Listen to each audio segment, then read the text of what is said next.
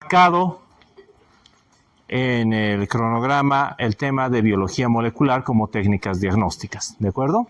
¿Sí? Ahora lo voy a hacer sufrir con la cámara. No, déjelo ahí, no se preocupe, estoy molestando. Ok. A ver, asumo que a estas alturas del partido ustedes ya han escuchado sobre la biología molecular, ¿sí? La idea básica es muy simple. Todos los seres tenemos un código genético, ¿de acuerdo? ¿Único? ¿Cómo es? ¿Único sí o no? Sí, de acuerdo. Pero no tan único. Hay algunas cosas que necesitamos entender. Y en la anterior clase les decía que los parásitos no son tan diferentes de nosotros, ¿no ven? ¿Qué quieren? Comida, un lugar donde vivir bien, y cuando tienes esos dos elementos solucionados, empiezas a reproducirte, ¿sí? Los humanos, de hecho, esto no está en libros, filosofía mía, creo que tenemos solo dos tipos de actividades. Actividades productivas y actividades reproductivas. Y de hecho, normalmente las actividades productivas son para poder reproducirnos. Así que, en síntesis, tenemos un instinto básico y ese instinto está impregnado en nuestro ADN. Ese ADN, esa información genética, no es tan diferente de otros seres. ¿Cuánta será la diferencia genética? Por ejemplo, de su compañera, que cuando decía código genético único, decía única. ¿Ya? ¿Cuán diferente será del de su compañera de al lado? ¿En cuánto creen que, harto cree que se diferencia? ¿Sí? Más o menos en porcentaje, ¿cuánto cree que sea diferente? Así, a ojímetro, lo que se le ocurra a la cabeza. Un 5%. Entonces eso no es tan harto, ¿no? ¿Sí? Y si la comparo con su compañero,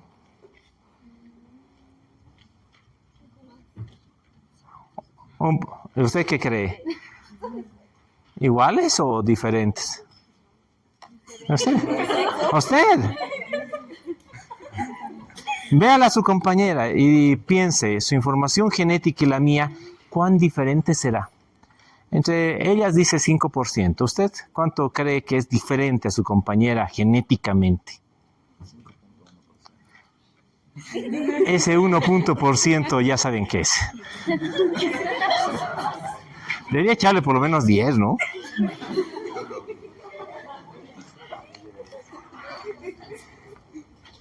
¿Cuánto crees que te pareces a un mono? Digamos un orangután, chimpancé. No estoy comparando con alguien, ¿ya? Un 40%. ¿Un 40% diferente o igual? Igual.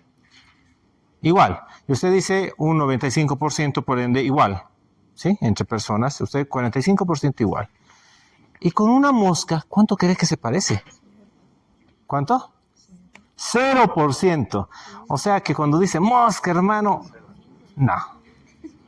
¿No se parecen en nada o 0% se parecen totalmente? Nada. ¿Sí? ¿Cuánto cree que usted se parece a una mosca? Nada, 0%.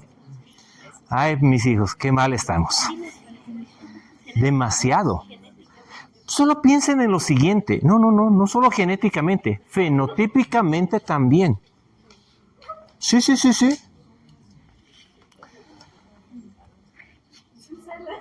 Piensen en lo siguiente. Piensen en una humilde mosca sobre su pan. ¿Saben cómo come el pan, verdad? La mosca. ¿Han visto? Saca su trompa y no tiene dientes. No hace caca. Literalmente regurgita, escupe, saliva. Y su saliva está llena de una enzima llamada amilasa. Amilasa que degrada el almidón. Lo convierte en moléculas únicas de azúcar y eso absorbe. ¿Qué creen que hacen ustedes con el pan en su boca? ¿Han puesto un pedazo de pan solito o una galleta en su boca? ¿Se queda así o se empieza a disolver? ¿Gracias a qué? Y esa amilasa, ¿de dónde viene? Es una enzima que es una proteína. Y la proteína, ¿dónde viene la información de la receta de esa proteína? Y su amilasa es la misma amilasa que de la mosca.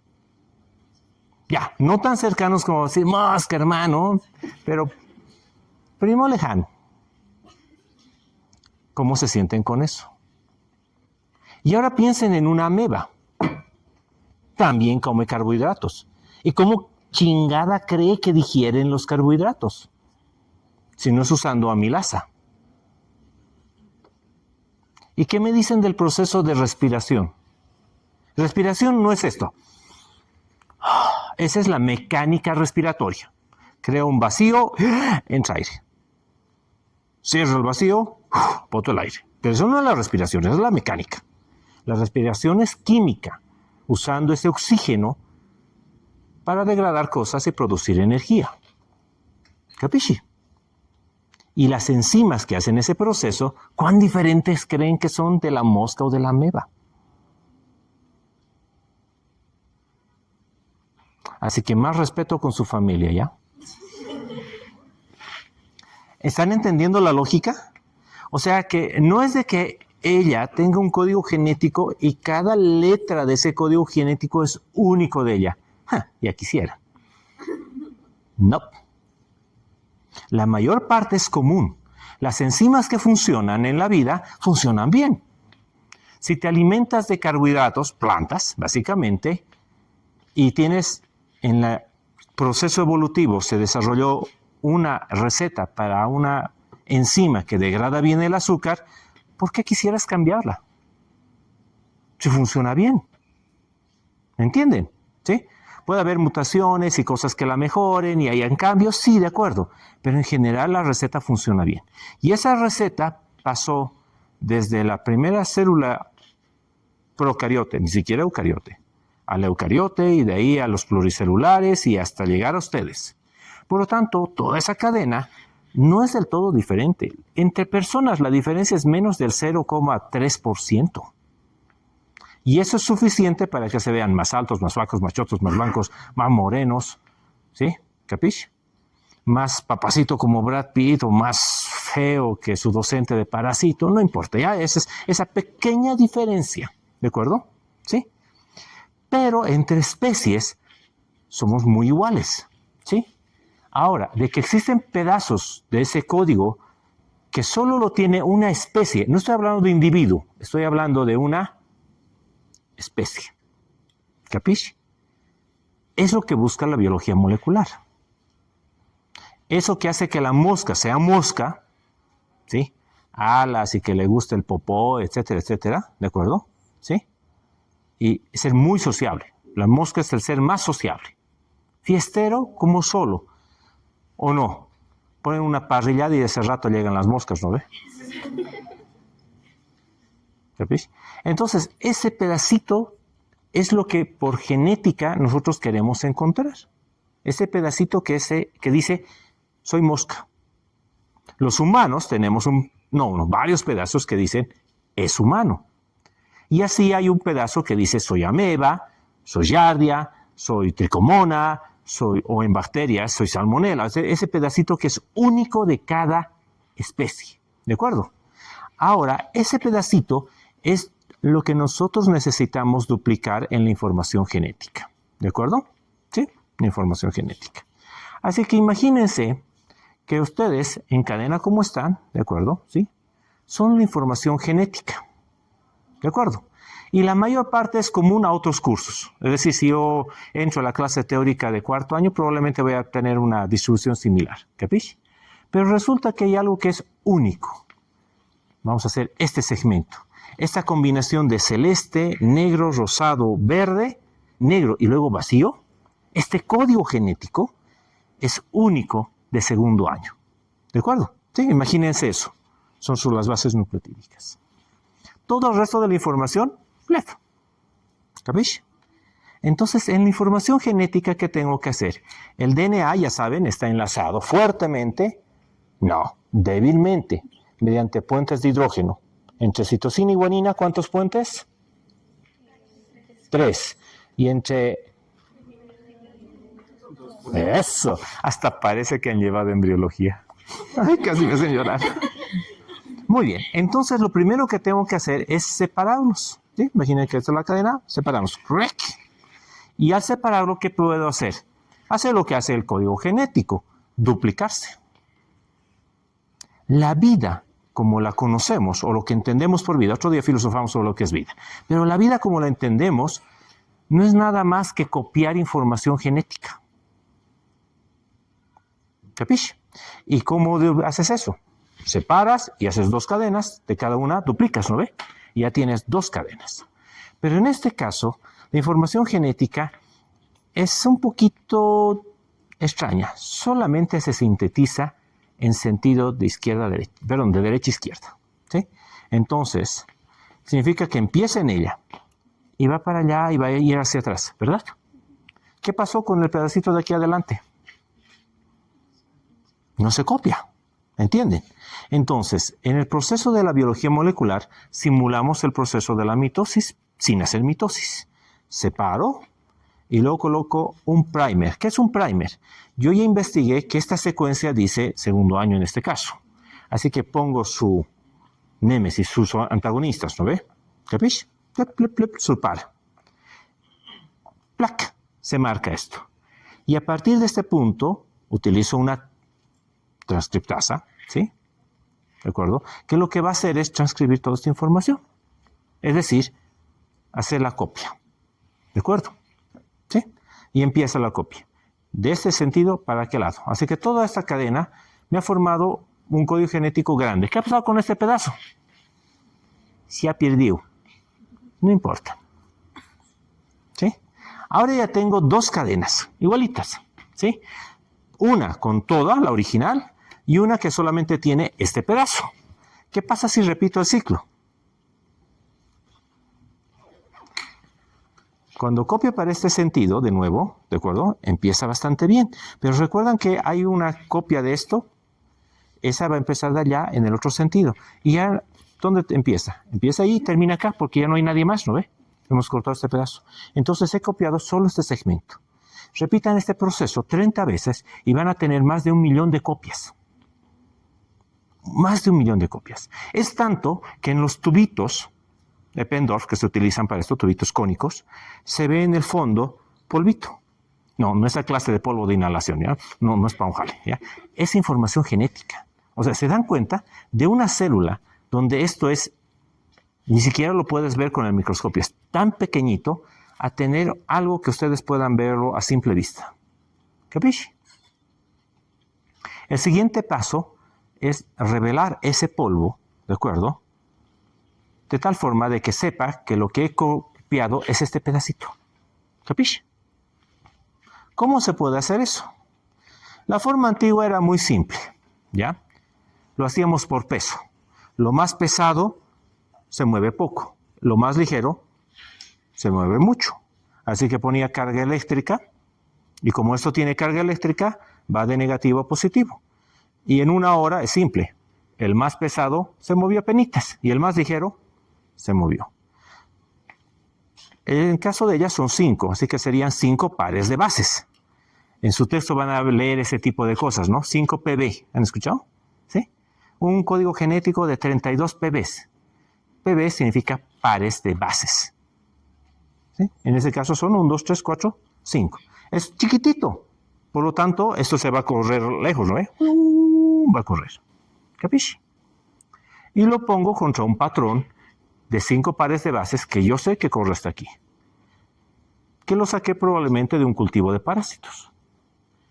Si la muestra de mi paciente llega al mismo lugar que la muestra de lo que tengo en cultivo, el diagnóstico ya está hecho. Es de segundo año. ¿Capisce? ¿De acuerdo? ¿Sí? Si llega en otro lado, copió un pedazo, no el que queríamos. ¿De acuerdo? Por lo tanto, no es.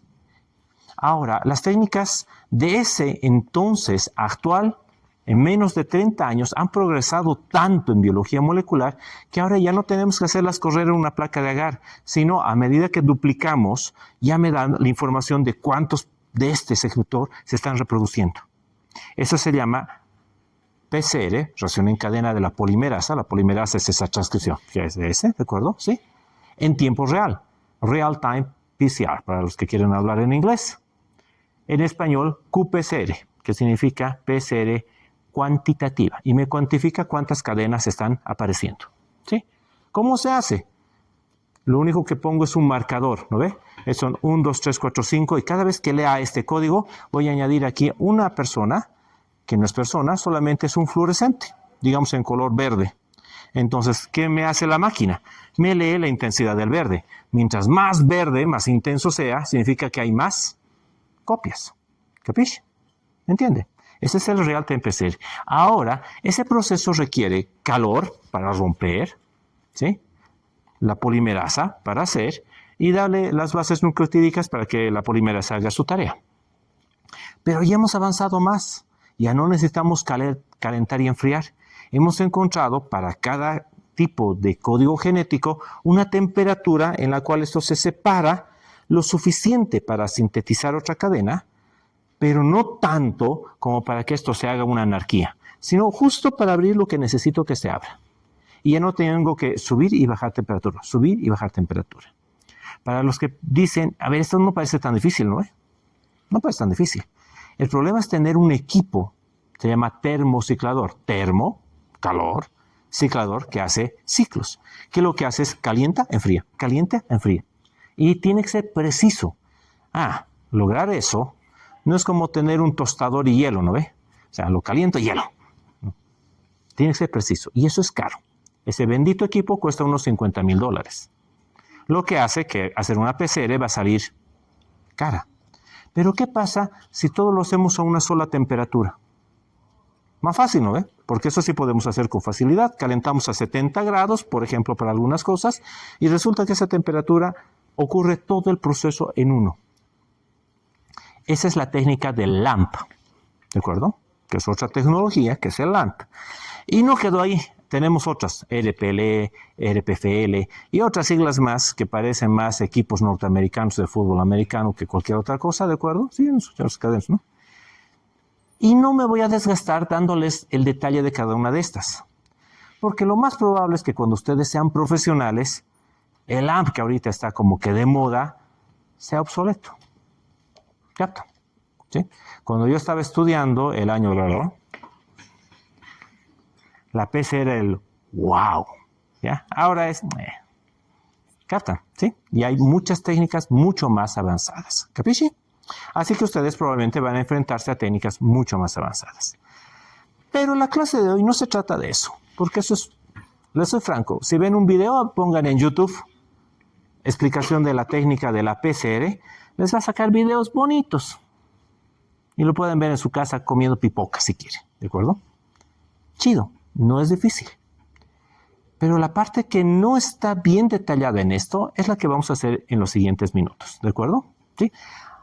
Y vamos a ver ventajas y desventajas. No solo de la PCR, de los métodos directos, indirectos, que ya hemos hecho, y biología molecular.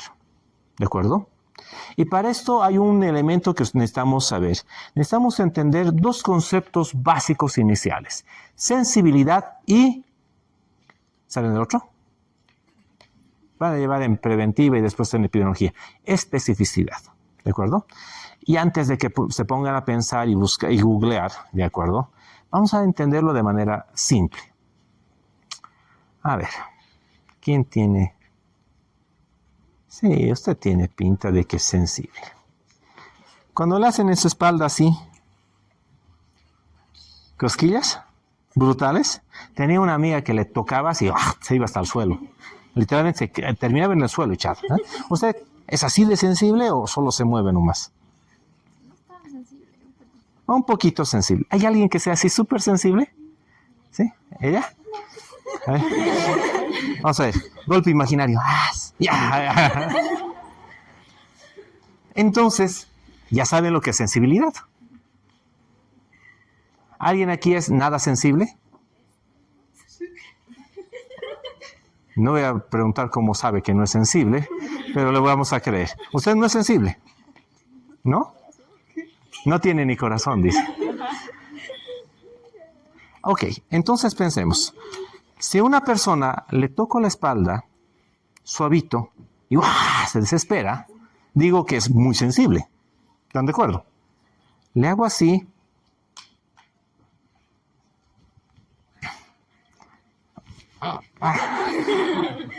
¿Esa persona es sensible?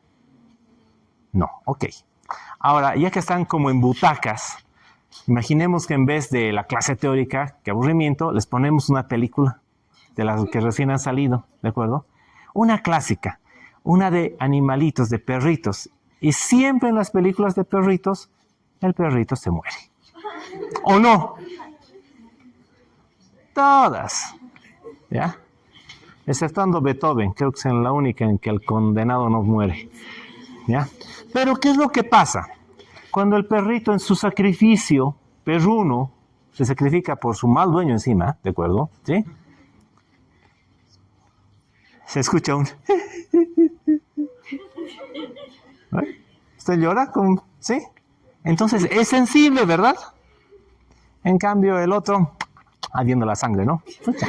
Ya le pasaría de retro una masa, ¿no? ¿Es sensible? No. Entonces, ¿qué es sensibilidad? La que está filmando, autográbese. ¿Qué es sensibilidad para usted?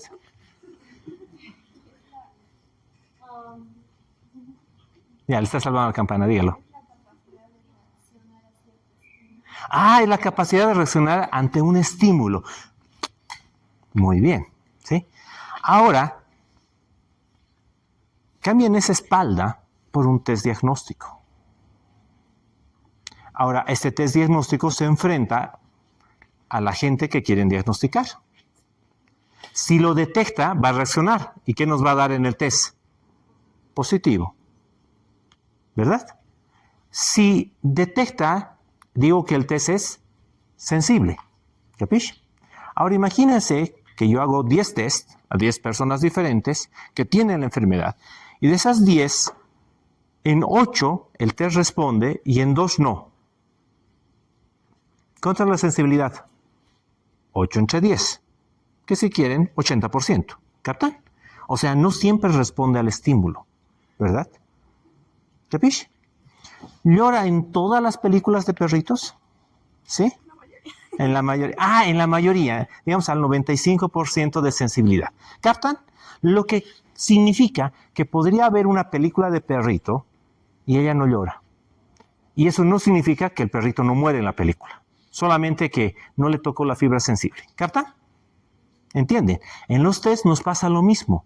Puedo tener a la persona enferma, pero los test rara vez son 100% sensibles. ¿Qué significa? Que puedo tener a un paciente enfermo, pero el test podría salirme negativo, porque no es suficientemente sensible. Ejemplo de esto. ¿Se acuerdan lo que hablamos de los test directos? ¿Sí? Tiene que haber así de parásitos para que salga positivo. Entonces ahora tienes a un paciente que tiene una amebiasis, ¿de acuerdo? Le tomas la muestra del copro, pero no tiene muchas amebas. Tiene amebiasis, pero el test que sale, negativo. ¿Significa que no tiene amebiasis? No. ¿Me entienden? ¿Sí? Bueno, no saben si no tiene o no tiene, porque si ya subieran, ¿para qué hacen el test? Cuando llega el paciente no saben si es o no es, pero ya saben que existe la posibilidad que sea. Ahora, esto lleva a que hay test, los test directos en general son de baja sensibilidad porque requieren muchos parásitos. ¿Sí? El test directo es poco sensible. ¿Sí? Los test de concentración son más o menos sensibles. ¿Qué creen? Son más sensibles, ¿ya? Los test inmunológicos suelen ser más sensibles. Y la biología molecular le basta con un pedacito de ADN, se convierte en el más sensible de todos. Poniendo en analogía, ¿sí? El primero es que, salvo que la película esté bien hecha, así súper emotiva, no llora con el perrito. ¿Ya? Si está bien hecha, sí llora. El segundo es el que, hasta con películas de mediano presupuesto llora. El tercero es el que sí o sí va a llorar. Y el cuarto, ni siquiera está entrando al cine, solo ve el póster y ya está. ¿Me entienden? ¿Captan la lógica? Ahora, ¿cómo quieren su test? ¿Más sensible o menos sensible? Más matándose, hambrunas y todo, y no le conmueve, y dice, deberían morir más. ¿Ya? Y no, en serio. A ustedes de ellas, ¿no? ¿Sí? ¿No? ¿Llora por todo? No. Solo con ciertas cosas. ¿Captan? ¿Están entendiendo la lógica? Entonces, ser específico no significa que no respondes, sino que solo respondes a un estímulo. ¿Te gustaría una chica sensible? No. Oh. Si quieres una chica sensible. Para aguantar sus regaños durante... No. Estoy hablando de la sensibilidad de la chica, no de todo lo demás. Sí, ella está queriendo tener guaguas con esa señora.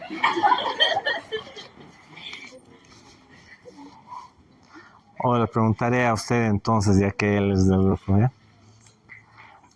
Imagínese que cuando usted besa a un chico, ¿de acuerdo? ¿Sí? Ese chico se emociona, o sea, wow, lo lleva a otra dimensión. Está chido, ¿no? Ese chico es sensible a sus besos. Pero resulta que no importa quién lo bese, reacciona igual. ¡Ah! Es sensible, sí, pero es específico. ¿Están captando la...? Entonces, ¿quiere un chico sensible o un chico específico? Tiene que ser algo sensible, ¿no? Porque si no, no va a pasar nada nunca. ¿Ya? ¿Sí? Pero tiene que responder solo usted. ¿Ya? ¿Captan? ¿No ve? Porque... ya sí entienden, ¿no? ¿No? Porque... Claro, ella agarra y dice, me viene a recoger de la fiesta, está bella y hermosa con su vestido, y el tipo, mamaceta, dice, ¿ya? Ella está en las nubes, ¡uf! Aquí lo tengo, ¿ya? Ni siquiera están subiéndose al taxi, pasa la chica en bicicleta yendo a comprar pan y... Mamaceta. ¿Específico? No. Búsquese una chica sensible, pero que sea al menos un poco específica. ¿Ya? Si no, trabajo comunitario se llama eso. ¿Captan la lógica? Entonces, ¿qué es ser específico? Que solo responda a un estímulo. Y aquí viene el gran problema. ¿Se dan cuenta que los que son muy sensibles, por simple definición, su especificidad no va a ser la mejor?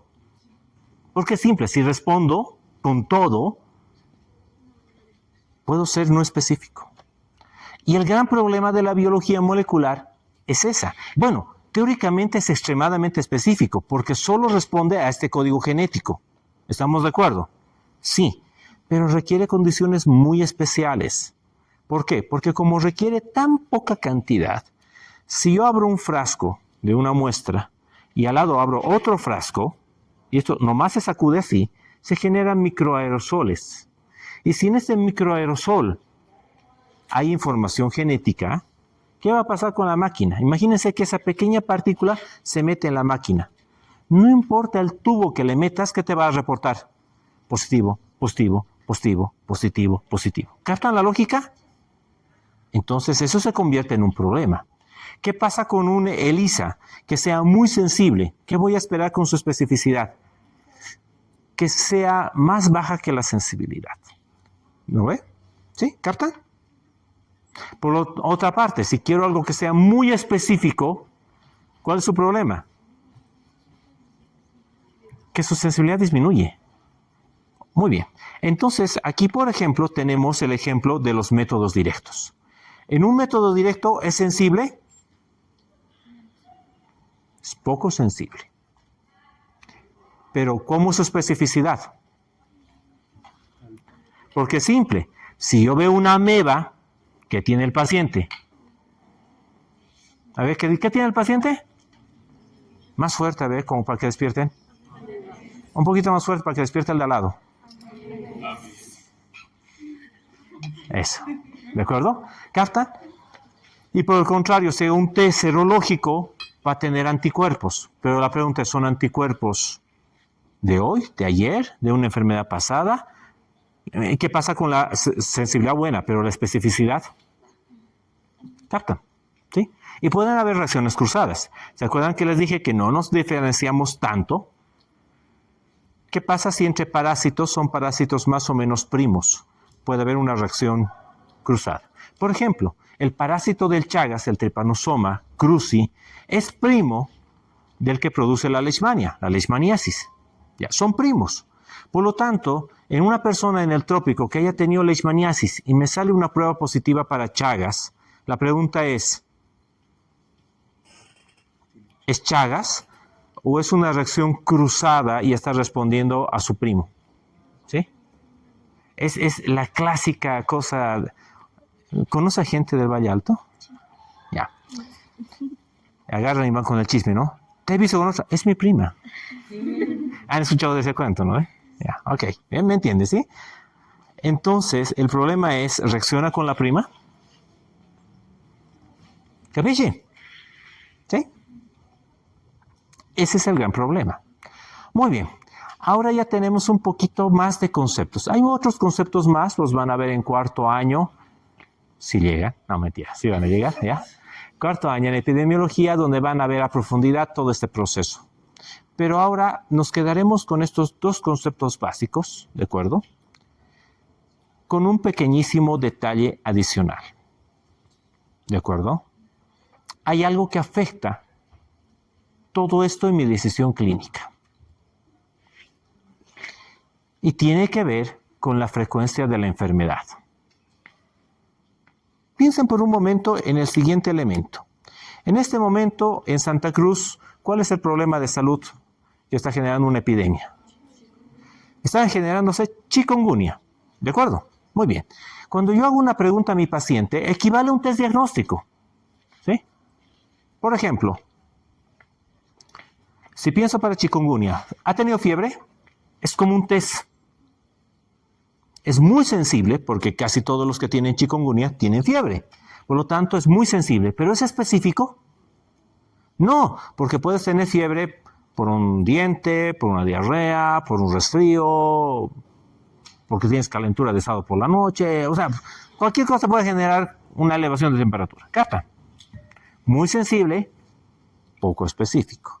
Y luego le pregunto, ¿tienes dolores articulares? Que eso es característico del chikungunya. Y me dice, sí. Ok, dolor articular es igual, un montón de cosas generan dolor articular.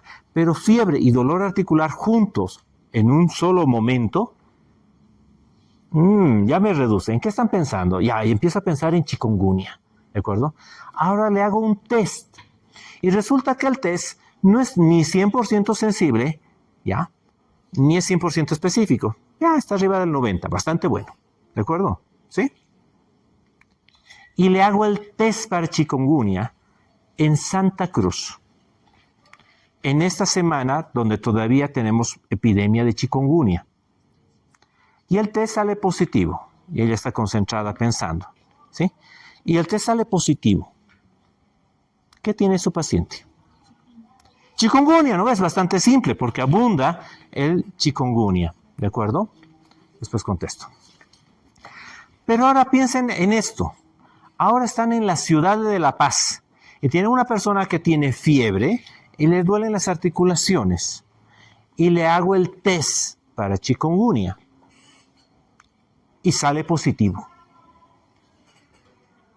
¿Es chikungunya?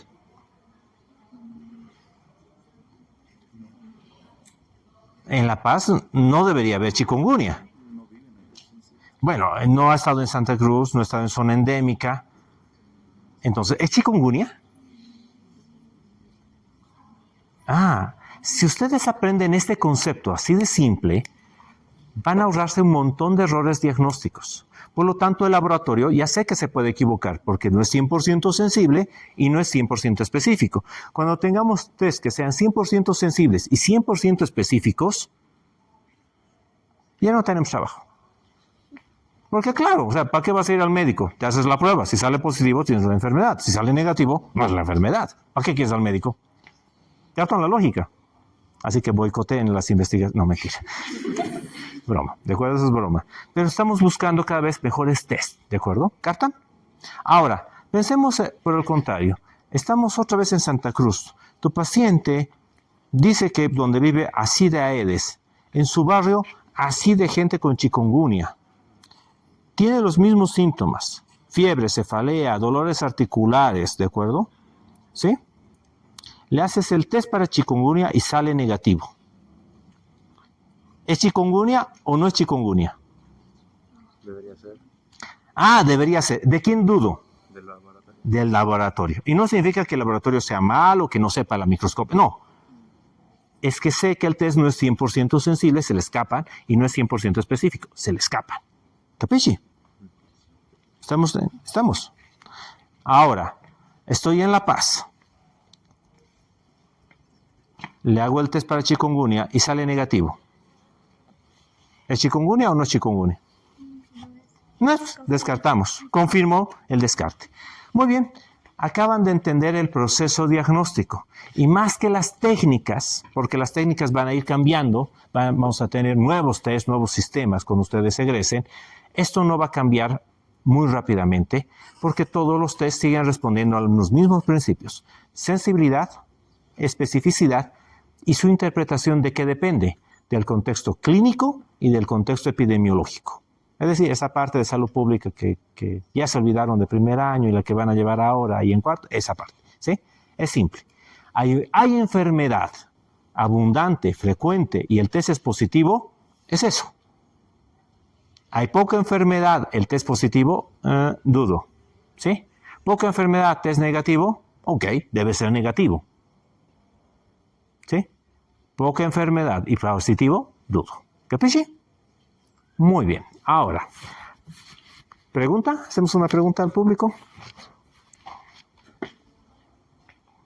Tienen a un paciente, y esta pregunta se las hice a mis estudiantes de la clase práctica, y veo algunas personas estaban por acá, ¿ya? Ahí está. Prohibido a ustedes responder, no saben, ¿ya? Pero les hago esta pregunta. Tienen a un paciente que llega a su consultorio, ¿de acuerdo? Y clínicamente tiene una diarrea, sospechan de una enfermedad. Probablemente un parásito, ya que esta es clase de parasitología, ¿no ve? Una enteroparasitosis. ¿Qué le pide?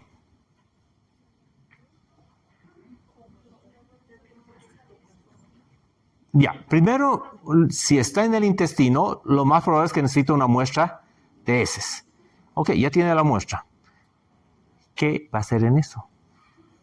Tiene métodos directos, concentración, cultivo, inmunología, biología molecular. Y ahora, ¿cuál usa? No saben lo que tiene. Tiene una diarrea, pero quieren saber a qué es. Porque no es lo mismo tratar una que otra, ¿no ve? No es el mismo tratamiento, bla, bla, bla, bla, bla. ¿Qué piden? Podríamos hacer directo si fuese poco tiempo lo que tiene esa diarrea, pero si fuese un largo tiempo ya que esté con eso, tendría que ser indirecto. Es un criterio. Si está en su fase aguda, ¿recuerdan lo que hablamos? Si está en la fase aguda, que hay muchísimo. Parásitos. Respuesta inmune, recién empezando. ¿Sí? Si es crónico, menos parásitos, más anticuerpos. Ok, ese es un criterio. ¿Qué otro criterio influye en mi decisión diagnóstica? Usted no, porque con usted ya he hablado.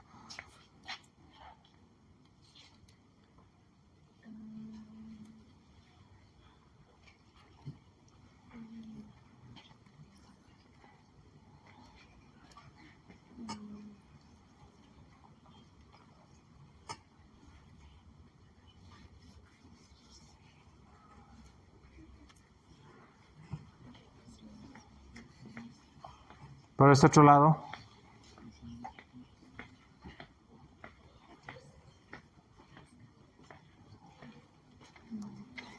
Ya, yo sé que estamos en segundo, ya nos mete preguntas de internado, va a decir ella, pero eso no es memoria. Es simple lógica. Su compañero dijo algo que está muy bien. Ok. Aguda, harto parásito, me voy a un directo. Así hay. Más crónica, concentración o un test inmunológico. ¿De acuerdo? ¿Habrá otro criterio fuera de este? ¿O es lo único que importa?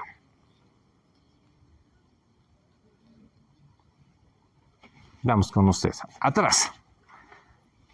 Me siento aquí porque no quiero que me pregunten, me va a decir. Eso dice sus ojos. para hacerlo entretenido y más rápido. Usted llega a mi consulta. Yo le dije, mire, usted quiere de lo bueno, porque yo nomás hago así las cosas. ¿Sí? Ok, muy bien. Le voy a mandar a hacer una PCR. Cuesta 1.600 bolivianos. ¿Puede pagar eso? Ah, no. Ok. Entonces, ¿la economía del paciente influirá? De sobremanera. Porque lo que suele pasar, ¿y han ido alguna vez a donde un consultorio privado? A mí me encanta, ¿ya? Porque cuando vas con el consultorio privado te dice, aquí vamos a hacer de la clínica de la buena, basada en evidencia, con la mejor tecnología. Y cuando vas por un dolor acá y te dice, vamos a empezar a pedirte. Primero hemograma. No sé por qué, pero hemograma, ¿de acuerdo? ¿Sí? Y parcial de orina, aunque no tienes nada en los riñones, pero ya que estamos haciendo laboratorio, parcial de orina. Y copro, eso es lo básico. Ahora vamos con lo bueno. Podría ser un problema hepático, entonces todo lo que marca para problemas hepáticos. Puede ser pancreático y marco esto. Y de repente ya no marcan las celdas de la orden del laboratorio. Empiezan a hacer rayas, ¿no? Este pedazo de aquí, este pedazo de aquí, este pedazo de acá. ¿Sí? Vamos a hacer imagen. ¿Para qué rayos X? Eso es del siglo pasado. Ni siquiera tomografía, resonancia. ¡Guácata! ¿Ya? Y el paciente acude al laboratorio, va a la ventanilla con su hoja, todo capo. Doctor, me pidió esto. Y ya. Y escucha nomás la calculadora, ¿no ve? Y aparece un reggaetón. ¿Ya? Su cuenta, 800 y tantos bolivianos, o 900, o 1.000 y tantos. Y el paciente hace... ¿No ve? ¿Capta? Y los rayos X, ya una placa de rayos X cuesta 120, 140 bolivianos, una de abdomen. Una resonancia magnética. ¿Cuánto cuesta? ¿Alguien sabe? ¿Alguien se ha hecho una resonancia magnética recientemente? La básica, sin contraste, sin nada. Ahora resulta que necesitas como 2.000 bolivianos. Y de hecho el médico suele decirte, con los resultados, regresa. Y varios de los pacientes no van a regresar. Si estás en el seguro, ¿qué significa? Ok, para ese estudio, en 6 meses. No, pues o ya te moriste o ya te salvaste, pero ya sabes que es por pura clínica. ¿Captan? Entonces, no nos detenemos a pensar en la economía del paciente ni en su posibilidad de generar todo esto. Y aunque eso no esté en los libros, es lo que los va a marcar a ustedes como buenos o malos médicos. ¿Sí? Entonces, debo buscar lo mejor, ¿de acuerdo? Pero no en tecnología. Lo mejor para diagnosticar a mi paciente. Y podría ser una pinche placa que va a costarle 20 bolivianos, ¿sí? Que me puede resultar igual de buena que la PCR de 1.600 bolivianos. ¿Capiche? ¿De acuerdo? Muy bien. Ok. Con esto hemos terminado lo que es la parte de métodos diagnósticos. Con este mensaje a la conciencia. ¿Capiche? Muy bien. ¿Preguntas? ¿No? En resumen, métodos directos tenemos visualización en fresco, tinción, métodos de concentración, cultivo. Y aunque es el hijo que no quiere ser parte de la familia, biología molecular, porque es parte del parásito lo que busco. ¿Sí? Biología molecular. Y en el otro lado tengo los métodos indirectos. ¿Qué busco? Anticuerpos o la respuesta inmune de la persona frente a la gente. Puede ser anticuerpos, respuesta humoral, o celular, respuesta de tipo celular. ¿De acuerdo? ¿Sí? Cuando hablemos de leishmaniasis, ahí hablaremos un poquito de eso. ¿Capisci? Muy bien. Y chap chap. ¿Cómo defino el criterio? Sensibilidad, especificidad, la situación epidemiológica, el criterio clínico y la economía del paciente. ¿Capisci? Muy bien. Vámonos, ya están listos. Hoy era una clase más corta.